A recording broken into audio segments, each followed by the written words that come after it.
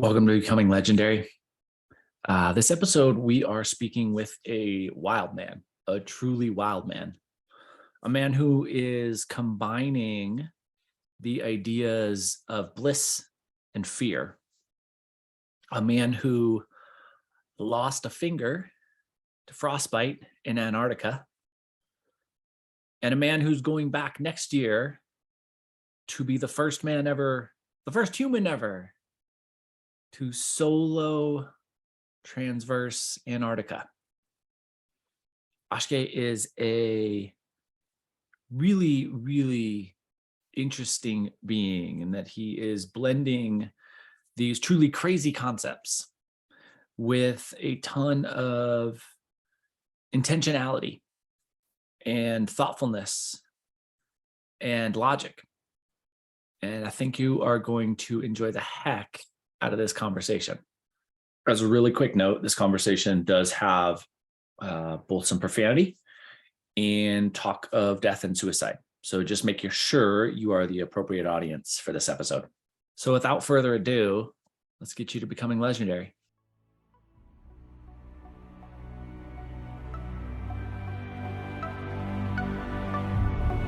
There are no gold medals for down dog. Maximize every opportunity so that you can become legendary. What adjustments can you make right now to make yourself 1% Your only better? goal is to be the best version of you.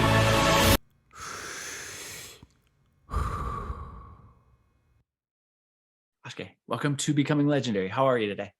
Very well. Thank you so much for having me. Yeah, man, we're super excited to get this connection underway. Could you do me the favor and give a 60-second introduction for the audience on just your real quick backstory so we can catch them up to speed? Sure. Yeah. Quick intro. I'm a Marine Corps veteran. I joined the Marines after struggling with the drugs and alcohol in high school, served 6 years in the Marines, 1 tour in Iraq, struggled with PTSD, depression, and severe alcoholism after the war, was on the verge of suicide, thankfully climbed my way out of the abyss, built a business and a brand called Fearvana, and became an ultra runner and adventurer where I do things like running many ultra marathons, climbing mountains in the Himalayas, and big expeditions in places like Antarctica, where I lost a finger to frostbite last year, and other expeditions on the edge in some of the most hostile places on the planet. What is it about hostile places that you're drawn towards? These places reveal to you the very essence of the human soul, because when you're in hostility, so there's hostility of man's hostility, right? Like war. Then there's hostility in nature. In nature, when you're when nature is hostile, it's not acting out of malice. It has no intent. It simply is.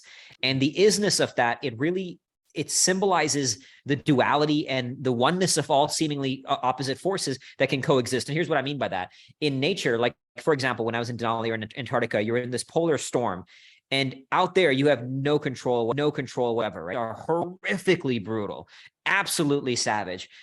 And they demand a kind of surrender, because when you're out there, you're not competing with nature, you're not conquering nature.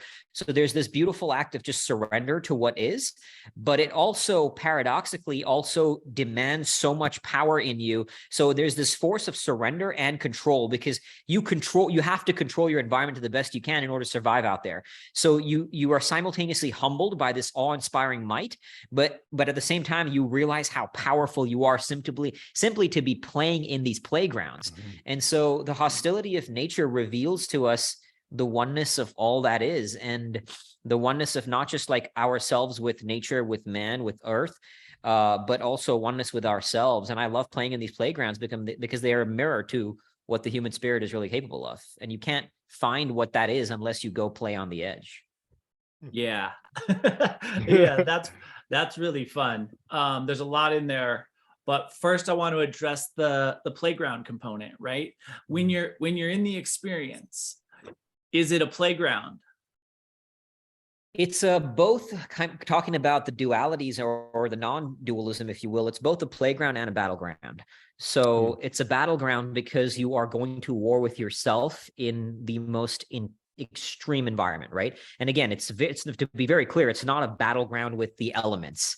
You are not, I do not like when people say you conquer the mountain. You do not conquer nature. You do not conquer the mountain. You become one with it in order to be in that area. So on the one hand, it's a battleground because you are at war with yourself and the suffering you inevitably endure by going to these places. And that suffering is one of the very core reasons why I go. So, so that experience of going to war with yourself is the battleground, but it's also a playground because you also absolutely need a sense of humor. You need lightness. You need play to endure the savagery of these environments.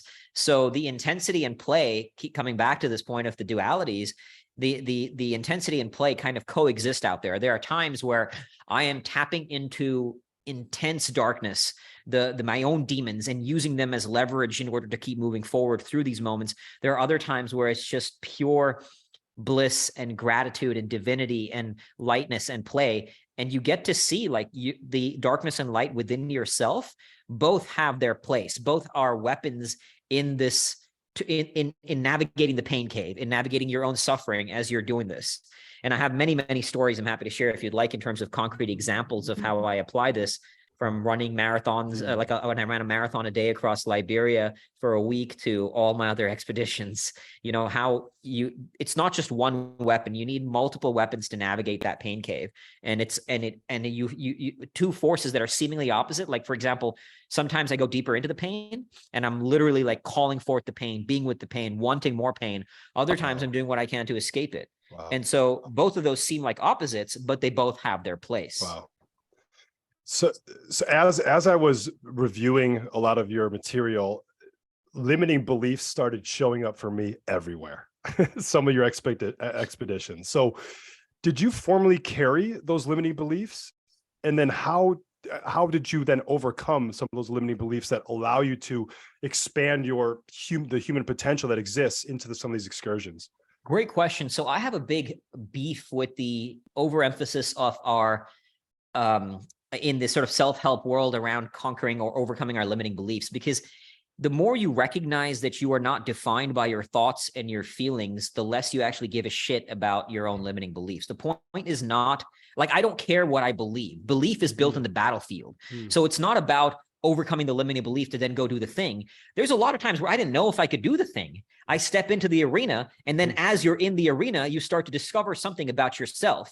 But the point is to say, like, I don't care what I believe, because I can disident, and I'm far from perfect at it. We're all human beings, but I've certainly gotten better over the years of disidentifying with my thoughts and my emotions, right? Because we can acknowledge that we are not our thoughts. We're not our emotions. We're not our experiences. We are the thinker of our thoughts, the feeler of our feelings, and the experiencer of our experiences. So there's a space between what is and who we choose to be outside of what is. Meaning, like right now, if I'm sitting in this room and somebody comes in here with the gun and I feel fear, I'm not choosing to feel that fear, but I don't have to be defined by that fear. That fear is not who I am, right? If all of us, and the problem is many of us identify with our emotions and our thoughts. We make them real, right? People will say things like, I am depressed, I have depression, I am sad, and it becomes their self-identity, instead of saying, my brain is going through a state of depression from time to time, but I am not my brain, and my brain is not me, right? So that's why I don't think it matters what your limiting beliefs are. The key thing is you don't have to believe in yourself. You just have to believe change is possible, because with that belief, then you can have enough courage to step into the arena. And in the arena, you will build belief. Like now I have an incredibly high self-belief because I've done a lot of hard shit, and I've gone to war with myself repeatedly and won. And there's many times where I failed, right? Like I didn't succeed at the thing I was doing, but I've pushed myself in the arena enough to start cultivating that confidence. But confidence is the result of action, not the fuel for it. The fundamental virtue, the most important virtue, is courage. Because in courage, now you can step into the battlefield and you can start building that self-belief that comes from those moments where you confront yourself and find that you have something within yourself to do more than what you once thought was possible. So good. There's a lot to unpack there as well. Yeah.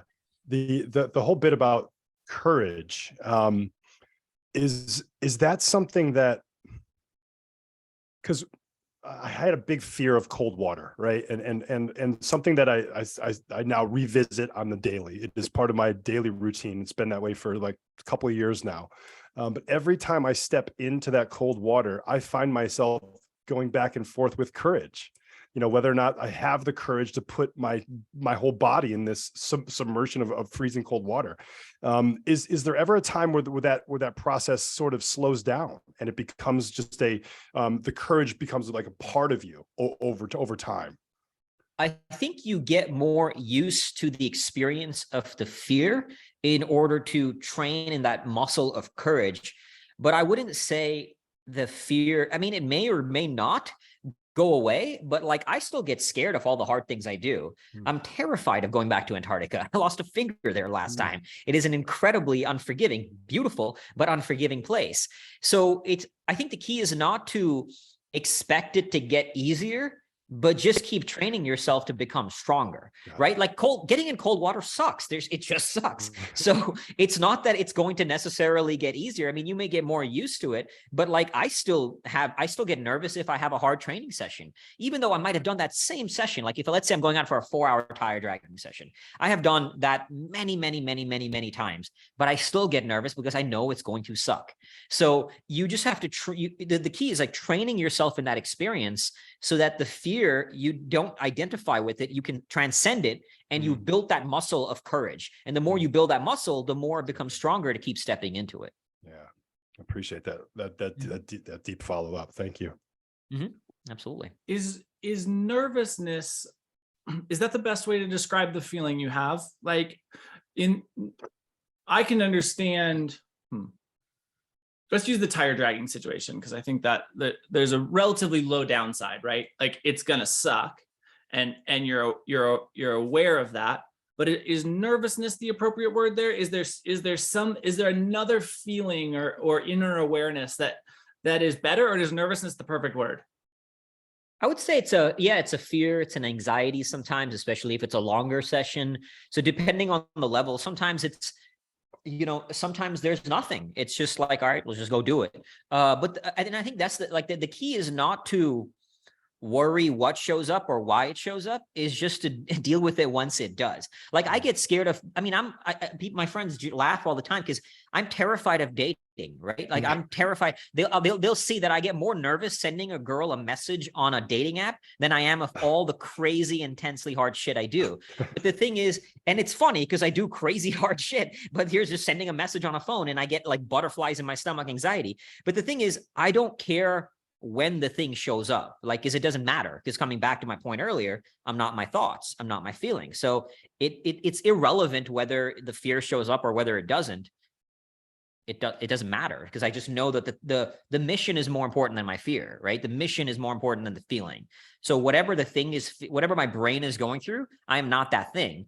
I will be whoever I choose to be in the creation of a new identity in that I'm building in the pursuit of my mission. Kind of extrapolating out, when you apply this experience or this set of experiences to others, and I think marathon running is a pretty good one, right? Because it's well within the human capacity. Trekking Antarctica has not been relatively successful for humans, but marathon running is well within human capacity. So let's use that as our parameter.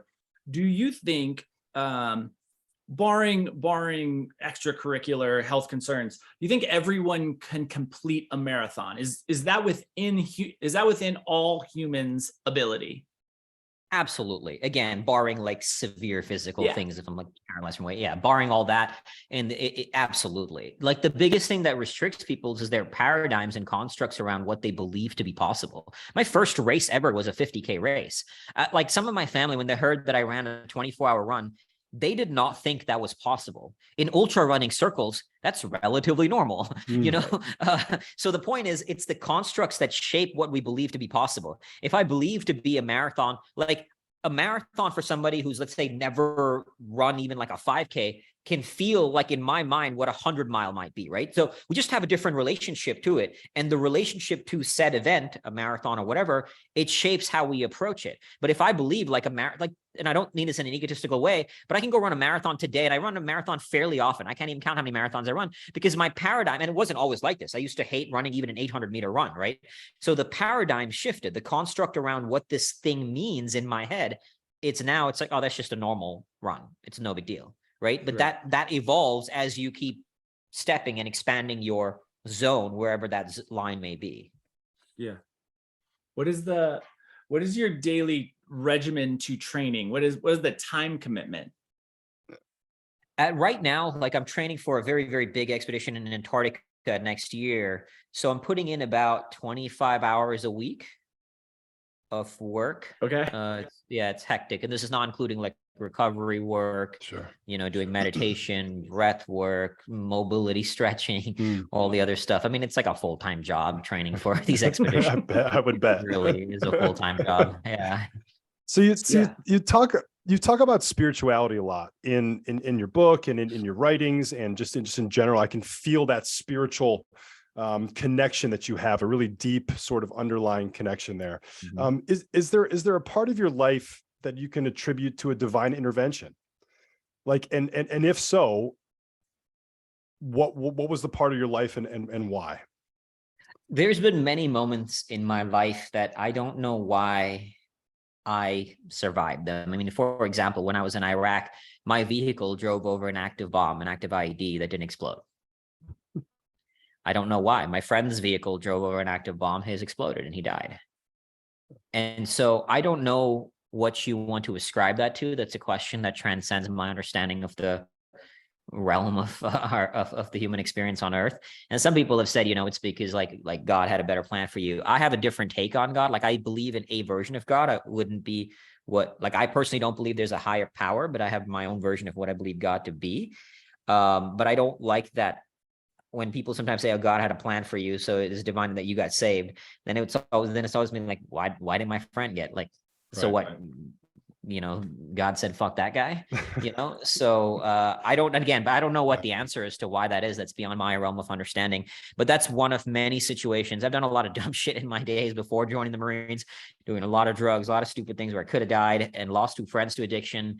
I've been on the verge of suicide. I've been almost killed by a falling boulder in the Himalayas and many, many other instances that I don't know why I'm here, and I've struggled with that a lot over the years, like around like survivor's guilt and like trying to wrestle with the fact that, I mean, just by being born to good parents in India, I automatically have 1,000,000 times more opportunities than most people on Earth. And I didn't do a damn thing to deserve it. So I don't know those things of why they are, but what I do know is that I have just like and that has driven me to some dark places before. So now I realize it's a kind of a waste of a question to ask that. Instead, just ask, what can I do to make this life worthy, to use this life that I've been gifted in service of something better than myself. That's so rad. What is your definition of what God is? Just to follow up with that. My version, I believe God is kind of it's the essence of the human spirit at its finest. It's why I cry when I see someone suffering. It's our compassion. It's the thing inside of us. So you can call it like an energy. Again, I personally, we all have our own version. That's not a right, wrong thing, but I personally don't believe there's a sort of higher power, controlling our fate, if you will. But I think God is it's like an inner Buddhahood. It's something within us that allows us to transcend great suffering. Like a great example of this is, have you ever seen the movie Hacksaw Ridge? Yeah. That movie touches my soul. Yeah. Now, in that movie, like he single-handedly saved 75 people off a cliff. And again, he had his version of God, but to me, like what he did was impossible. I mean, one man dragging people sometimes as far as a football field. I was in the Marines. If you drag a person 10 yards, it's freaking brutal. He saved 75 people, sometimes dragging them as far as a football field in the middle of like firefights and lowered them off a cliff. Like that's impossible, but he did it. And that to me is an expression of God, and he did. And when he was doing it, after each person he would say, please God, help me save one more. He didn't just sit there saying, please God, kind of save those people. He said, please God, help me save one more. And tapping into that to transcend the limitations of our own self, our own strength as one mere mortal, that to me is God. That's what God allows us to do, is to achieve something so much bigger than ourselves. It really deepens the responsibility you have then as well, right? I mean, it really deepens the ability for you to act in those certain situations, right? Instead of asking simply for this outside thing, power, energy to assist, you're calling from that spirit, that God energy that lives within all of us to help motivate or to progress throughout the situation, whatever it may be. Absolutely. And one of my favorite books on this is Harold Kushner, who wrote a book called When Bad Things Happen to Good People. His version of God in that is one that I deeply resonate with. And he says something in the book. He says, to me, the surest proof of the existence of God is that when people pray for strength, hope, and courage, they find a level of strength, hope, and courage that they didn't have before. And the point is, to your point, is you're praying for resources within yourself. I'm not saying God, save these people, or God, give me $1 million, whatever the thing is. I'm saying, God, give me the strength to endure the struggle that it will take to get X, Y, Z, to save people, whatever the thing is. So I'm tapping into resources, and that's why, I really resonate with that inner Buddhahood. You're kind of awakening that inner Buddhahood within us. Beautiful. You called out this idea of the luck of being born to good parents in India, and recognizing that the position that you've been born into is afforded all of the opportunities that are available to you, right? That is true for every single human on the planet. But I think that's a thing that people really struggle to find the awareness around. I imagine that there's a little bit more of an opportunity to see things because of the disparity of wealth, and the vast disparity of wealth in India that's very apparent and harsh. But do you know how you found your way to that concept of where we are born, which has nothing to do with who we are, being so much of the path of where we end up? Yeah, I definitely didn't hit me at a younger age. I did not fully appreciate the amazing life I've been gifted and the great parents I had. I was a piece of shit at 16, just a dumbass. But like over the years, like a lot of us. Guilty as charged. Yeah, exactly. A lot of kids are really stupid. I was up there in terms of stupidity. So it was definitely one of those. But through joining the Marines was the first step, and then going to war. Forget about what we endured in war, but I met people in Iraq who they'd spent decades under hell. I met a guy in Iraq who spent 8 years as a prisoner of war in Iran because of the Iran-Iraq war. I can't even imagine the hell that man endured. I've volunteered in leper colonies, you mentioned the extreme poverty in India. I've worked with survivors of sex trafficking, former child soldiers. So when you see all this, I remember when I did this, I did this run across Liberia. It was about a marathon a day for a week to help raise funds for this school. And on the first day of the run, these two kids kind of started running beside me, and we started talking. And one of the kids had lost his mom in the war, and his dad left. He was staying with this other kid in this tiny little village in Liberia. And one wanted to go to medical school. The other wanted to go to vocational training school. The odds of that happening are damn near zero. And the only difference, I remember running and thinking the only difference between me and that kid was he was born where he was born. And as a result, he's immediately has a million times less opportunities than I do. So I think it's just over the years of seeing these things and seeing humanity in some very, very dark conditions, it gives you perspective on how blessed you are. And then to me, it's there's a responsibility to use this life. I'm not saying this construct or this belief system is one that everybody should ascribe to, but for me, I believe I have to earn my right on this planet. And there's some friends of mine who vehemently disagree with me this, and that's okay. I'm not saying it's right, but my take on it is that I have to earn I've been gifted with a great amount of stuff. And again, I should have died many, many times in my life and I didn't. So, and just by being born where I was born, all these factors that I believe I have to earn my right on this planet. And the things I do are my way, by pushing the edge, by suffering the way that I do, by running ultra marathons, by going to Antarctica, it's not going to stop the fact that there's other suffering in the world, Now, in some ways I tangibly and literally work to stop that, going to Liberia, building a school.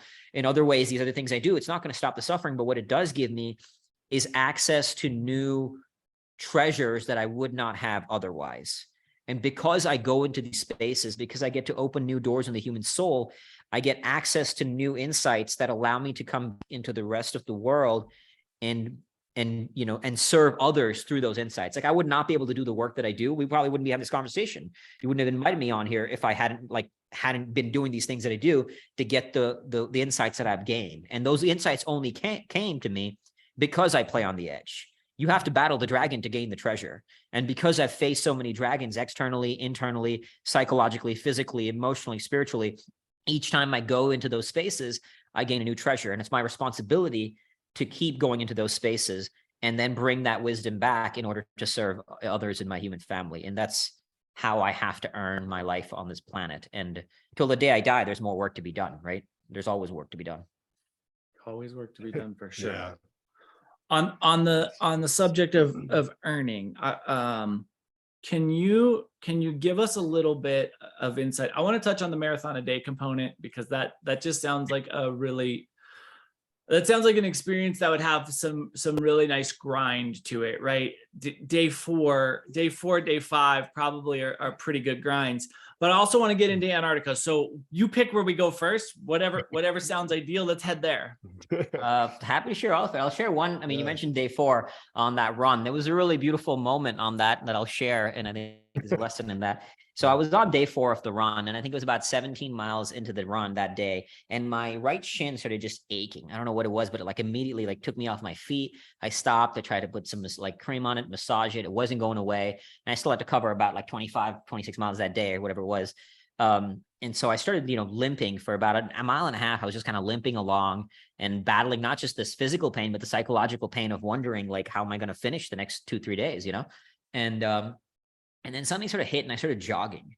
And then I went into an all-out sprint. And the whole time I was saying things to myself like, remember Neil? Neil's my buddy who died in the war. It should have been you that died out there instead of him. Suck it the fuck up.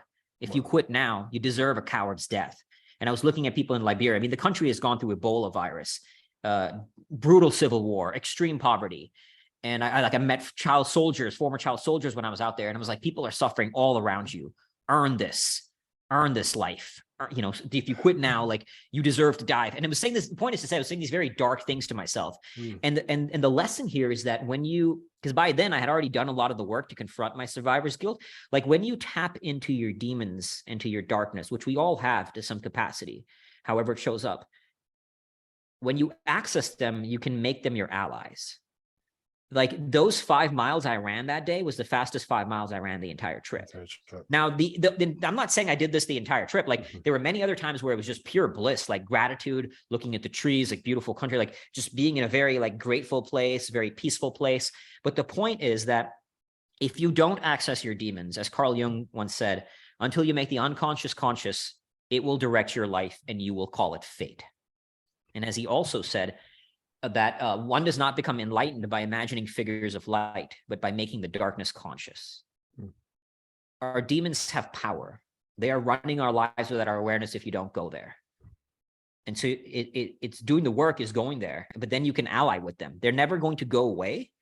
I mean, maybe some you'll navigate and the new one shows up. That's just the nature of life, but they have their place. And that was a really beautiful example to me of how, like, I could, and since then I'm constantly playing on those edges where sometimes I access my demons and I use them as fuel. Just like 2 weeks ago, I did a 5-day fast, averaging 3 hours of training every single day. And there was a moment in there where I was thinking about Viktor Frankl and the people in the Holocaust and who suffered in a concentration camp. Wow. And I was doing a very high intensity interval training session. It was like an hour of just hard nonstop work after 2.5-3 days of no food. And I remember, like, it was, again, I went to a very dark place. I don't always go there, but in this place, I was like thinking that, like, imagine if you were there, and imagine if somebody was going to kill your family if you quit. Are you going to quit? Wow. And I didn't stop for 1 second on that high intensity, like that entire interval training, right? So point is to say, again, your demons have power, but it's on you to decide whether you use them or not. I'm so floored right now, brother. You talking about this stuff is so cool. Cool is not the right word that describes it at all.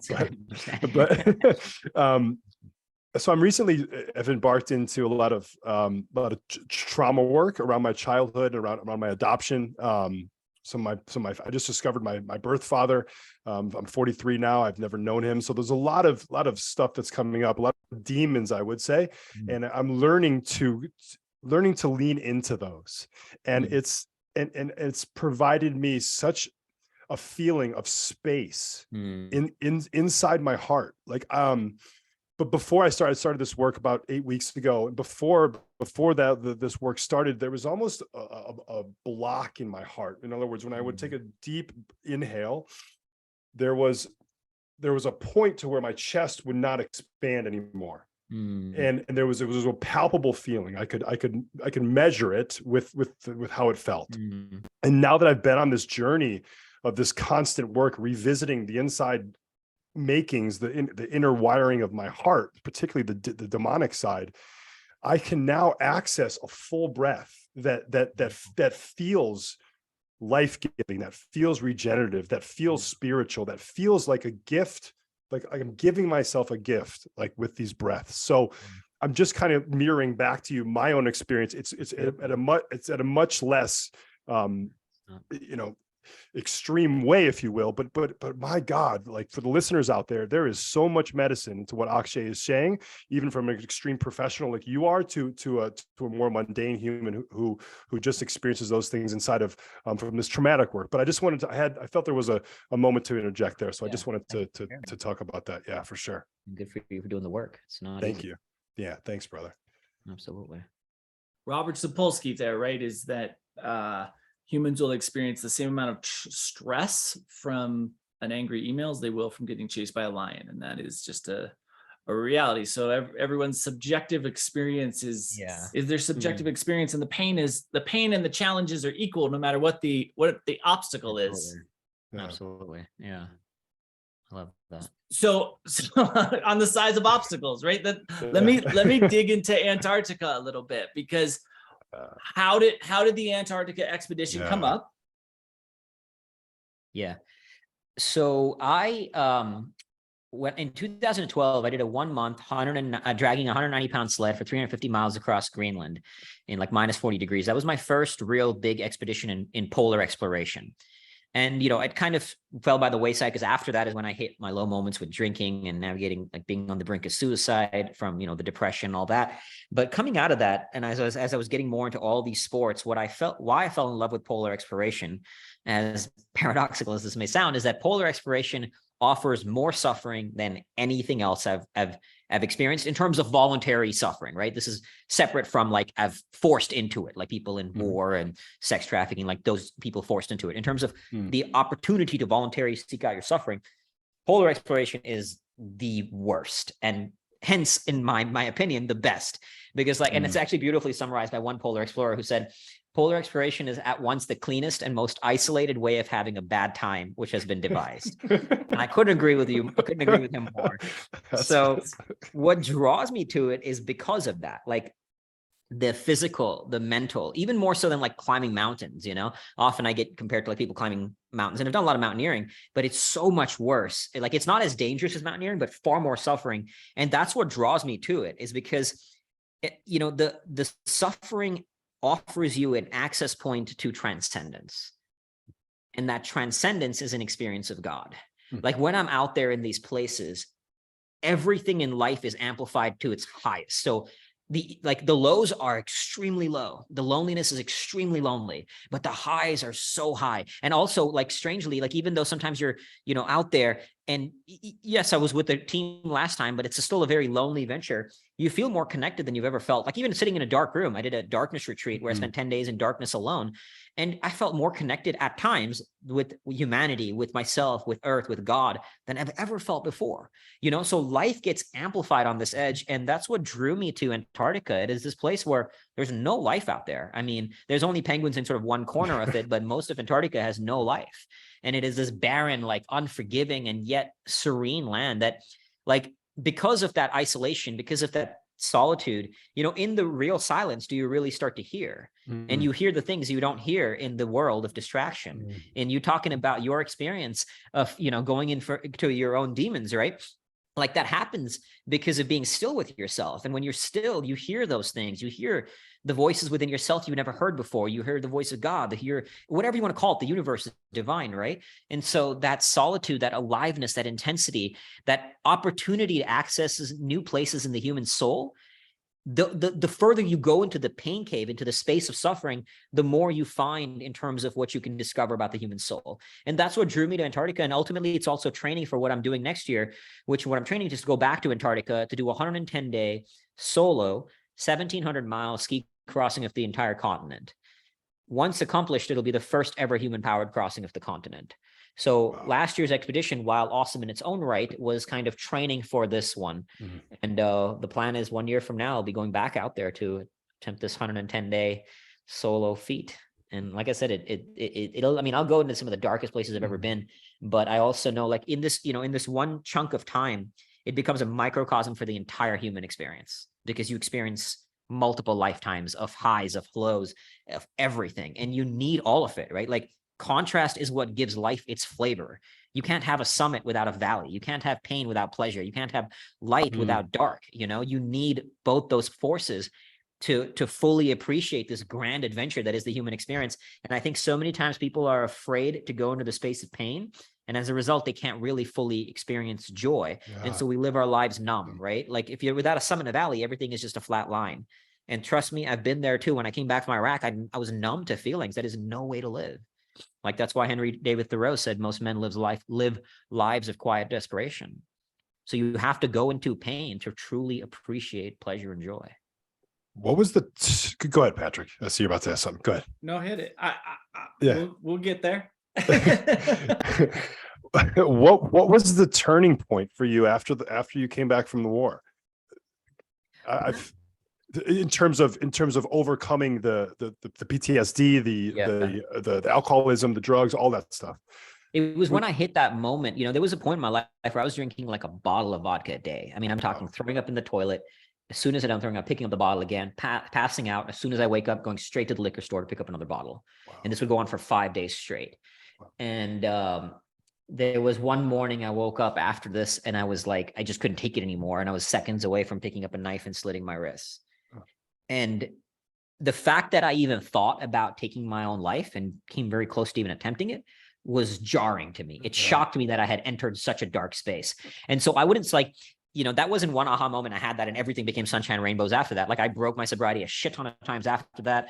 But that was, if I look back at my life, that was the moment that began the climb out of the abyss. But it was a hard, rocky, brutal climb out of that darkness, right? Like getting into neuroscience, into psychology, into spirituality, into doing the work, like going within myself, confronting my demons. And that's what led to my reframing of my understanding around everything around post-traumatic stress, around suffering. Like, for example, when I came back, I was jumpy with loud noises. I was hyper-vigilant. I didn't like crowds. I struggled with survivor's guilt. And I was told these were all symptoms of post-traumatic stress disorder. But as I started researching and doing the work, like, being jumpy with loud noises is not a disorder. It's a normal response to war. I spent 7 months in a war zone where loud noises could kill you. Inevitably, my brain was more hyper-vigilant. Survivor's guilt is not a bad emotion. Guilt is not wrong. Everybody told me don't feel guilty, and rationally I get it. You can't control what happens in war. His bomb exploded, mine didn't. I can't control that. I don't know. Bullets fly where they fly. But emotionally, it didn't change the fact that the guilt was still there, and the guilt was not a problem. The guilt is an expression of love. The only reason I felt it is because I loved my brother. And so instead of demonizing it, instead of demonizing these experiences and identifying with them as a disorder or labeling myself as someone who has a disorder, I started to accept the isness of these things, right? And that's the foundation, is the awareness. So okay, I'm noticing this feeling. Acceptance, so awareness and then acceptance. And in Fearvana, that's like the section 1 is awareness and acceptance, right? And then now I can reframe it and realize that the guilt is not the problem, fear is not the problem, stress is not the problem. Yes, I had post-traumatic stress, but that does not mean it's a disorder. So as an example, I turned my guilt into something beautiful. For a very, very long time, I had a picture of my friend that I lost in the war up on my wall, and it said, "This should have been you. Earn this life." And that what drove me to finish writing my book, to sober up. My guilt became my fuel. So guilt is not bad emotion. There are no bad emotions. There's no bad experiences. Everything is. Everything above that is a construct we attach onto it. And when you accept that this is what it is, then you can decide, do I want to make this something that serves me or empowers me or disempowers me? Now, most of us are not making that choice consciously, right? Because we've been shaped by the paradigms of the world. Like, I was told this is a post-traumatic stress disorder, until I recognize that's not a paradigm I choose to abide by. And I can create whatever paradigm, whatever construct, whatever belief system I want around said thing, post-traumatic stress, fear, whatever the thing is, the guilt, and then choose what I want to do with it and use it to serve me, to serve my work, and to serve me helping others as well. So good. It's a really clear and logical perspective, which I always deeply appreciate logic and clarity. So because we can get lost in a lot of different thought bubbles can draw you away from those two things. And if we follow those two things, we generally find our way to pretty cool things. Love that. As you're prepping for next year, a human first, which is pretty fun, right? 8 billion people now on the planet, and the first one to do anything's not, whatever it is, it's not easy to be the first one to do anything anymore. So that's a pretty remarkable feat. When you look back on the previous experience, what will you take with you? What knowledge, what insight, what's the thing that you know is going to be the most valuable for round two? So there's the very practical, like technical skills of what I learned in Antarctica, right? But those are very relevant to only polar exploration, so not necessarily worth delving into. I can't imagine there's a lot of other people attempting a solo polar expedition. That's right. Might not be as relevant. But so on the one hand, there's like the practical, technical skills of how to, do all the life in a polar environment. As far as like what, like in a mental and spiritual sense, it was the ability to cultivate a certain identity at will when I needed it. So let me give you an example. There was one day we had been going for about 9 hours, and we were all hurting a little bit by the end of it, going a lot of uphills and downhills. And we had one more big hill left before getting to camp for that day. And we'd already been out in the field for, I don't know, 10, 11 days, something like that at that point. And so I was like feeling my legs a little tired. I wasn't like looking forward to this hill, but I just knew it had to get done. We get to the break, and one of the team members was really struggling. Now I'd already been carrying a lot of weight from one of the team members, and so he was really struggling. So I was like, do you want me to carry more weight for you? Do you want me to take some weight for you? He was like, are you sure if you're okay with it? And I was like, yeah, like bring it on. And this weird thing happened. Instead of now feeling like more nervous about the hill, I immediately got excited. So here I was in a moment of fatigue, not really excited about the hill, feeling a bit drained, like, fuck, this sucks. And suddenly I was like, all right, let's fucking go. Like I amped up because now it's like, this is my house, right? This is what I'm made for. It's like, I choose to get into this moment because when the thing is as hard as possible, I know that's where the treasure lies, right? Like, this is what I'm here for. So I immediately got into space. And as we were going up this hill, I was talking out loud to myself. I was saying things like, this is my fucking house. This is what you live for. This is what you were born for. Like, it was very psychotic. In fact, my team, when we got to the top, were like, because they were hearing me, they were like, dude, you are out of your mind, but I am glad you're on my team. Literally, that's what one of them. Yes, that's what I was going to say. She goes, you're out of your mind, but I'm glad you're on my team. Yes. So the point is to say, like, I got into the space and I started to call the cage, right? Like it was my cage. It didn't matter what was around me. It didn't matter what the challenge in front of me. It was my fucking house, and I was made for this, right? And I could cultivate that. I could enter that at will, and it showed me how strong, because you also, ego, another thing that's demonized, you need ego. Ego's not ego, like anything else, like guilt, like fear, even like joy can be bad. Everything just is. It's what you do with it. Like, I need to own my ego I'm like the hardest motherfucker alive in order to do the kind of shit that I'm doing, right? And that's not like talking about anybody else. It's just in my mind, when I need to, I own my ego. Now, there are, of course, times we have to be careful. My ego can be damaging. But in this moment, I was really owning that. And it was amazing. We got to the top, and I was literally like, I didn't want to get to camp. I was like, my hands were, it was like on PCP or some coke or something. Like my hands were shaking. I was like, this is awesome. I want to keep going, So, and there were other moments like that. Like there was another day, we were, I think on day 14, and we just gotten up to the plateau after me and my team became one of only 26 people to ski up this remote glacier out there in Antarctica. We got to the plateau and the wind started hammering us. Like you can actually see a scar on my face here. This was a mistake I made when I put on my goggles and my face mask and I left a gap. And like hurricane force winds kind of marked me. And the wind was hitting us. And I kept I was leading on this one particular shift out of the team. And I kept thinking like, oh my God, I'm going too slow. What's going on with me? I'm breathing heavier. Like the team's going to think I'm a bitch and all this kind of shit. We got to the break for that shift. And the team was like, that was a brutal shift. And the thing that was an objectively hard shift for everybody in my team. But in my mind, this is where ego was the enemy, was like, I kept making it about me. They're going to think bad about me. They're going to think I'm a piece of shit. And I was wasting all this mental energy thinking like, instead of just acknowledging, okay, this is objectively a little bit of a harder shift right now. Let me just accept it and be with it and use my energy to navigate that. But that whole shift was so enlightening to me about how I let my ego, I let my mind completely waste it by thinking all these unnecessary thoughts. It was just a waste of energy. And turns out everybody struggled that shift. You know, it was an objectively hard shift. We also got to elevation. So I was breathing harder because of elevation. And the whole time I'm like, what's wrong with me? Why am I being a piece of shit? I'm going too slow. How am I going to keep up? And all this stuff, right? All the rabbit hole of thoughts we go into our head instead of just accepting the isness. So it happens to the best of us to like have those moments. And it keeps teaching me that, all right, this is a good lesson. How will you navigate the next time? And I know that next time when I'm out there will be hard shifts, some that are objectively harder than others, but I don't have to let that shape my thought process, or at least not in a negative way. Do your teammates, how do you find these teammates?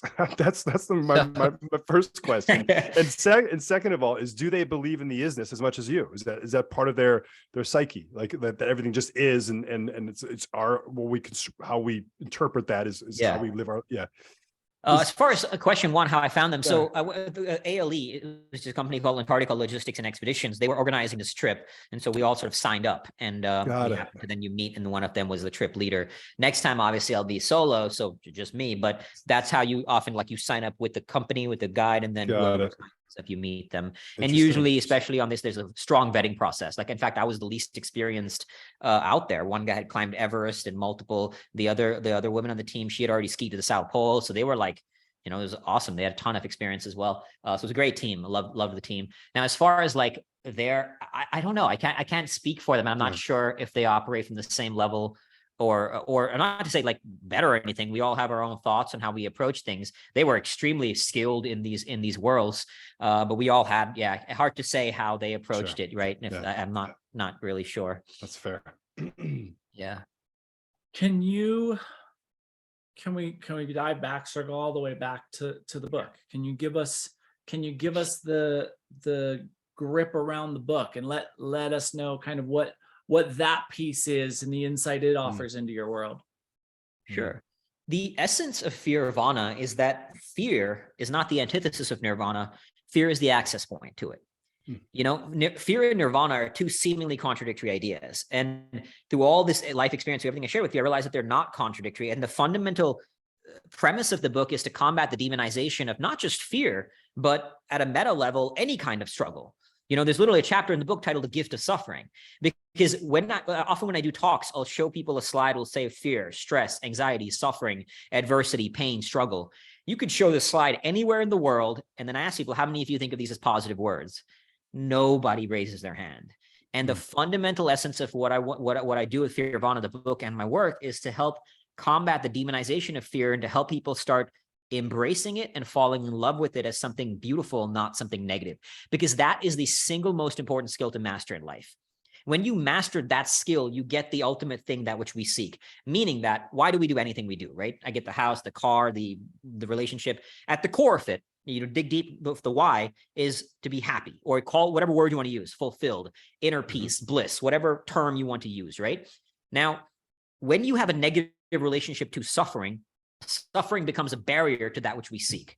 But when you fall in love with suffering, or as I like to say, when you suffer well, suffering becomes part of the adventure, and you can actually find bliss even in the pain, which is why it is the single most important skill to master, is to be able to smile in the face of suffering, to suffer well, to develop a positive relationship to it. Because when you do it won't matter whether life punches you in the face or whether you're seeking a worthy challenge, like running a marathon, skiing across Antarctica, writing a book, raising a child, whatever it may be, you will be able to smile through life's adversities. And ultimately, then you get the very thing which we all seek. You get joy in the journey, even when it sucks. So what Fearvana is designed to do is help people develop a positive relationship to suffering in order to then turn their suffering into three things: finding, living, and loving what I call your worthy struggle. And your worthy struggle is your path. It does not have to be skiing across Antarctica. That's my journey. That's a way, not the way, right? So it could be raising a child, playing the guitar, playing basketball, whatever the thing is. That's your worthy struggle, and any worthy struggle will be hard. That's why I call it a worthy struggle. And I don't like, it's great to have passion for what you do, but I don't like, often when you say follow your passion, it conveys this idea, especially to young kids, like, you know, if you love what you do, you'll never work a day in your life. Everything will be sunshine and rainbows and unicorns. And it's not, man. Like, I love what I do, but there are days where it's fucking hard and it sucks and I don't want to do it, but you do it, right? So point is to say that, like, that's why I call it your worthy struggle. It's the one worthy of who you are and who you want to be, and knowing that you will struggle. But if you don't seek out a worthy struggle, struggle will find you anyway. At any crossroads in life, you're going to suffer. Work this job that I hate, or quit and start a business. Be in this relationship, stop and be single. Any crossroads, either path you choose, you will suffer. So the question to ask is, which struggle am I willing to endure? Yeah, I really like that. I do think that there's an awful lot of the population that is paralyzed by fear, right? And oftentimes Absolutely. it's just the 100%. fear of, I need to make the perfect choice in this moment. And I Yeah. have always been just gifted with the experience of make a choice and figure it out from there. I Exactly. really like make a choice and figure it out. And it can lead you into bad places. But if you keep figuring it out, it works out in the end. Yeah, absolutely. And I mean, like in war, we always say, you know, it's about making that rapid decision. A decision is better than no decision. So, you know, and God knows I've fucked up plenty in my life. So, but to your point, you know, you make a decision and you learn along the way. Like action is the greatest teacher. The greatest lessons are in the doing. You know, people are going to learn more in the 100%. action than they are listening to me or read my book. That can provide a spark, but you're going to learn more when you step into the arena. 100%. Yeah. Heck yeah. Absolutely. What was that? No, I agree. I agree. Yeah, That's no, the- it is. Yeah, It's a really beautiful thing. It's a really fun. I think, you know, you've said duality a lot, and I think it's interesting because in a lot of the terminology, if we were to speak about opposite things, which in many ways is duality, right? But we think of them as dichotomous. And I think dichotomous and duality are in a lot of ways interchangeable. But we don't necessarily think about them as interchangeable. But light can't exist without dark, right? There must be two sides of the coin for either side to exist. Otherwise, we wouldn't have the ability to perceive that they exist.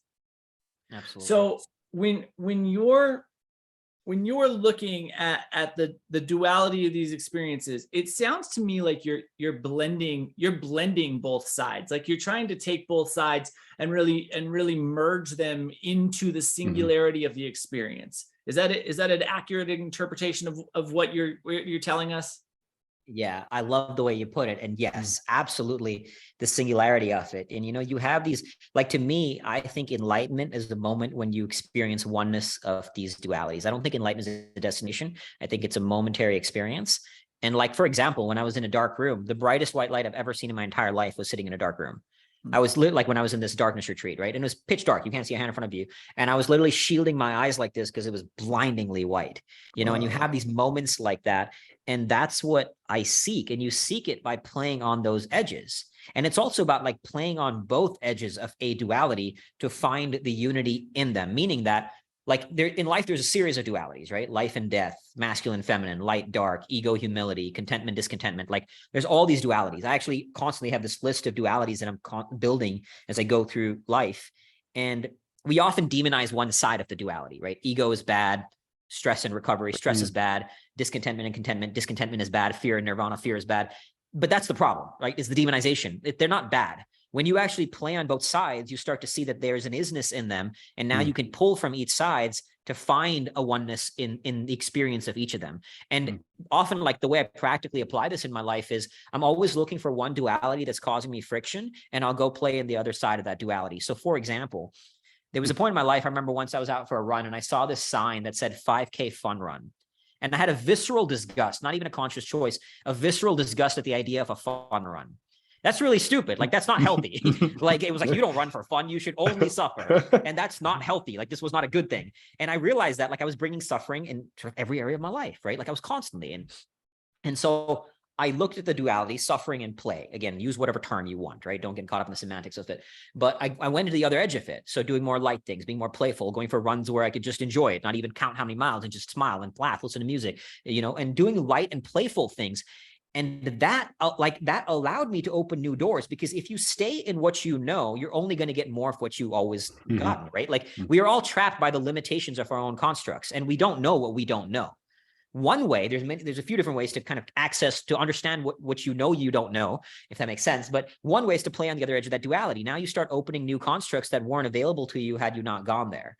And then by doing that, you start to see that there's other realms to kind of play in. And it also, and then you start to see where on the spectrum you lie. Like I'll always be someone, if you look at this particular duality, I will always be someone who leans on suffering. Clearly. I mean, that's what I do, right? Ultra run and all those kind of things. And I'm fine with that though, but now it's a conscious choice. And now I've played in both edges. So now I can also bring more play and lightness into my pursuits, but I've gone there, right? So I'm always playing on that. Like I'm always looking for one duality and then choosing that. Like before going into the 10 days of darkness, I was looking at the duality of control and surrender and playing in surrender because I'm a giant control freak.